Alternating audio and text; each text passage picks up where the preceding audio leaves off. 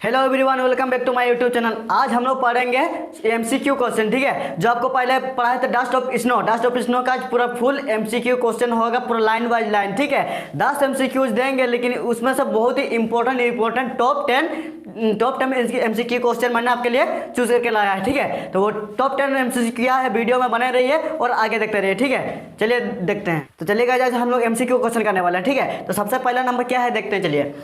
What did crow shake on the poet? जो कौवा जो थी, क्रो जी थी, वो कभी के ऊपर क्या गिराया, ठीक है। जब जैसे कि आपको बताए थे, जैसे पेड़ के ऊपर पूरा क्या बर्फ से ढका हुआ था, जैसे कौवा का मूवमेंट करने की वजह से या हिलने की वजह से क्या कभी के ऊपर क्या गिर जाता है, डस्ट ऑफ स्नो गिरा देते हैं, ठीक है। तो कभी क्या कर रही है, what did crow shake on the poet, कौवा ने कभी के ऊपर क्या गिराया, ठीक है। तो सबसे पहला क्वेश्चन देखते हैं, dust of tree, dust of garden, dust of snow, none of the above, ठीक है। तो सबसे पहले क्या दिया गया है, डस्ट ऑफ ट्री, उसने डस्ट ऑफ ट्री तो नहीं गिराया था। डस्ट ऑफ गार्डन में नहीं गिराया था, तो डस्ट ऑफ स्नो गिरा था ना, जैसे पेड़ पूरा क्या स्नो से ढका हुआ था, पेड़ ये बर्फ से ढका हुआ था, तो ये सी नंबर हो गया हम लोग राइट, ठीक है। C number answer. चलिए नेक्स्ट क्वेश्चन क्या बता रहे देखते हैं, ठीक है। What is the name of the poet, ठीक है। इस पोएम को जिसने लिखा है उस पोएट का क्या नाम है, ठीक है। जैसे कि आप लोग पढ़ाए थे, हम ये पोएम जब पढ़ा रहे थे आपको, तो उसका ये पोएट का नाम भी बता दिए थे। तो चलिए देखते हैं नंबर 1 में क्या है, सिल्विया प्लाथ है, W.B. येट्स है, रॉबर्ट फ्रॉस्ट और नॉन ऑफ दिस। तो इसमें से कौन होगा, रॉबर्ट फ्रॉस्ट होगा, ठीक है। रॉबर्ट फ्रॉस्ट जो है इस पोएम को लिखे थे। चलिए नेक्स्ट क्वेश्चन देखते हैं, how did the dust of snow affect the poet, ठीक है। डस्ट ऑफ स्नो जैसे ही गिरता है तो कभी पर क्या इफेक्ट होता है, ठीक है। तो चलिए देखते हैं ऑप्शन क्या क्या देखता है, ठीक है। It made him energetic, it change his mood, और तीसरा नंबर है इट मेड हिम सरप्राइज, फिर नॉन ऑफ द एबव, ठीक है। जैसे ही कभी के ऊपर डस्ट ऑफ स्नो गिरता है तो कभी का यह मूड क्या होता है, कभी का मूड अचानक से चेंज होता है, इट चेंज हिज मूड, ठीक है। बी नंबर इसका सही आंसर होगा, ठीक है। फिर नेक्स्ट क्वेश्चन देखते हैं, चलिए। What was the mood off the poet in the beginning of the poet, ठीक पोएम।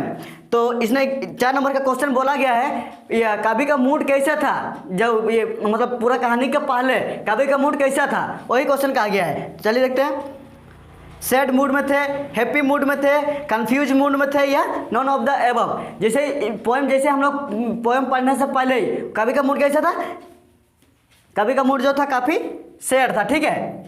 ये 1 नंबर इसका आंसर होगा। तो चलिए 5वां नंबर देखते हैं क्या बता रहा है, ठीक है। The crow and the hemlock tree symbolize, क्या कौवा को और हेमलॉक ट्री को इस पोएम में क्या सिम्बलाइज किया गया है, ठीक है। तो चलिए देखते हैं, हैप्पीनेस, सेलिब्रेशन, सोरो और डेथ। तो जैसे कि हम आप लोगों को बताए थे कि यह हेमलॉक ट्री को और क्रो को जो है नेगेटिव माना जाता है, सही नहीं माना जाता है, उसको सोरोफुल माना जाता है, ठीक है। तो इसके लिए हैप्पीनेस भी नहीं होगा, सेलिब्रेशन भी नहीं होगा, सोरो ये राइट आंसर हो जाएगा, ठीक है। तो चलिए देखते हैं नेक्स्ट क्वेश्चन क्या बता रहा है, ठीक है। नेक्स्ट क्वेश्चन क्या बोल रहा है, what does dust of snow represent, dust of snow जो है क्या रिप्रेजेंट करता है, ठीक है। हम लोग को क्या सीख मिलता है इससे, ठीक है। तो चलिए देखते हैं, healing power of nature, participle of nature, ठीक है, कूल वेदर और नेम ऑफ द एबव। तो इसमें इस पोएम से हम लोग को क्या सीख मिला, देखिए, what does dust of snow represent. तो इसमें हम लोग का हीलिंग पावर ऑफ नेचर, ये सही होगा। ये हीलिंग पावर ऑफ नेचर क्योंकि नेचर का कोई भी चीज़ खराब नहीं होती, ठीक है। नेचर का हर एक चीज़ पॉजिटिविटी होती है, सब हम लोग का सोच के ऊपर डिपेंड करता है। जैसे मैंने आपको पूरा पोएम समझाया था, ठीक है। उसी तरह जैसे कभी कभी हम लोग का कुछ मूड खराब होता है, तो जैसे हम लोग कभी का मूड खराब था, ठीक है। जैसे उसका मूड खराब था तो अचानक से कहीं जा रहे होते हैं, तो जैसे उसके ऊपर डस्ट ऑफ स्नो गिरा, स्नो क्या है, नेचर ही तो है, पेड़ क्या है, नेचर ही तो है, और कौवा क्या है, कौवा भी तो एक नेचर ही तो है। तो उसका मूड कैसे अचानक से चेंज हो गया, तो कभी का मूड को पूरा एकदम हील कर दिया। जैसे उसका सैड मूड था, उसको पूरा मूड उसका हैप्पी हो गया, ठीक है, फ्रेश हो गया। इसी को कहा गया हीलिंग पावर ऑफ नेचर, ठीक है। ये हम लोग का राइट आंसर होगा, ठीक है। दूसरा देखते हैं, name the poetic device use in the line has given my heart, ठीक है। तो पोएटिक डिवाइस उसी को कहेंगे, जैसे कि देखिए यहाँ पर देखिए कहाँ गया, हैज़ गिवन माय हार्ट, ठीक है। यहाँ जैसे एच और यहाँ भी एच, पहले आपको बताया था, जहाँ एक ही लाइन में, एक ही सेंटेंस में जो कोई भी चीज़ बार बार यूज होता है उसको हम पोएटिक डिवाइस बोलेंगे। तो यहाँ देखिए, यहाँ has given my heart, H दोनों में है, इसको इरिटेशन भी कहा जाता है और इसको पोएटिक डिवाइस भी कहा जाता है, ठीक है। तो इसमें देखते हैं, name the poetic device used in the line has given my heart. तो इसमें क्या दे, एलिट्रेशन, उसको एलिट्रेशन कहेंगे या मेटाफोर कहेंगे या ऑक्सीमोरन कहेंगे, स्माइली। तो हम लोग आपको बताए थे, जहां एक ही लाइन में, एक ही सेंटेंस में अगर कोई भी वर्ड लेटर एक ही दो बार यूज होता है, मतलब बार बार यूज होता है, उसको हम एलिट्रेशन कहेंगे। तो ये हम लोग का आंसर होगा एलिट्रेशन, ए नंबर, ठीक है। तो चलिए नेक्स्ट क्वेश्चन देखते हैं। नेक्स्ट क्वेश्चन क्या बोलता है, ठीक है। व्हाट अपलिफ्टेड इज मूड, ठीक है। उसका मूड को किसके कारण अपलिफ्टेड हुआ, ठीक है, किसने अपलिफ्ट किया।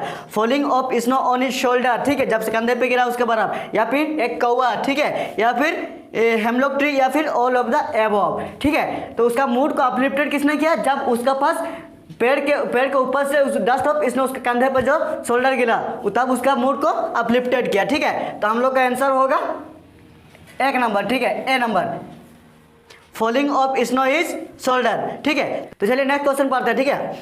Why does the poet call it dust of snow, कभी इसे डस्ट ऑफ स्नो क्यों कहा है, ठीक है। तो चलिए इसका ऑप्शन देखते हैं। They come over him like dust, ठीक है। दूसरा नंबर है snow particles were too tiny, और तीसरा क्या है, they felt like dust, they looked like dust. तो इसको कभी इसको डस्ट ऑफ स्नो इसीलिए कहा है, चलिए यहाँ देखते हैं।